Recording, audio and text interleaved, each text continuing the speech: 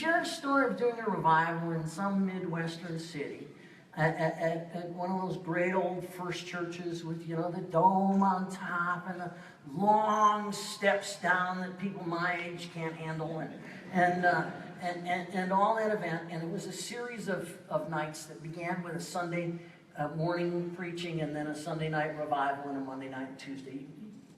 Many of you know the kind of rhythm of those and have participated maybe in some of them. And he preached at that revival, and he said Monday night when it was over, and they had said goodbye to the last person, and they had prayed with the last person kneeling at the altar rail, and gone through all that, he found himself alone with the chair of the trustees of the church.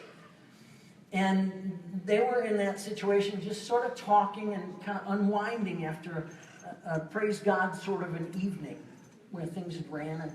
And in that event, they were locking up. The trustee chair was, and he was going to escort him out to the parking lot and take him back to his hotel for the evening. And as they got done, they walked out the main center doors. And this was one of those old churches, you've seen some of them. Bishop Hayes, I think there's one in Oklahoma City like this, where they had the lighted cross on the top of the steeple, on the top of the dome, that just lit up over the city. And underneath, they had the words, Jesus only. And Dr. Ogilvie shared how as they went down those long steps, they paused for a moment and looked out over the city's twinkling lights and then back up at that magnificent dome with a lighted cross and the words, Jesus only. And the chair of the trustees looked at Dr. Ogilvie and he said, you know, sometimes around here, I think it's everything but instead of Jesus only. Sometimes. Sometimes it gets that way for the United Methodist Church. Sometimes, if I get really confessional, it gets that way with me.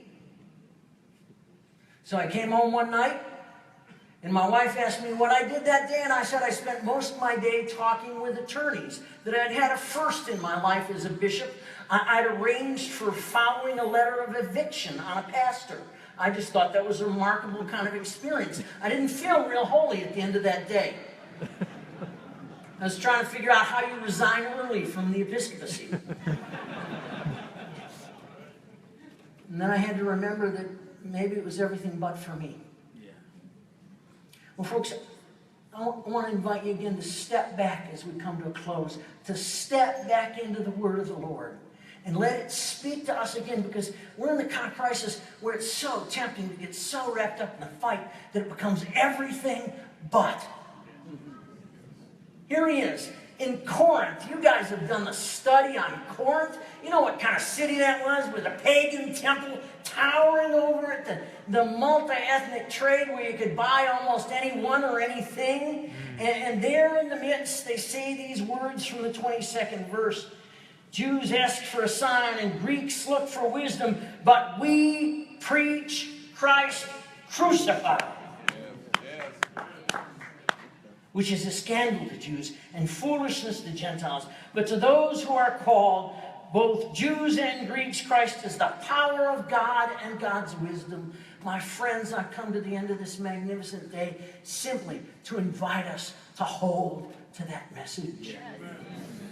We don't live on the world's wisdom. We do not exist on the world's power. You know and I know it is Christ, the power of God and the wisdom of God.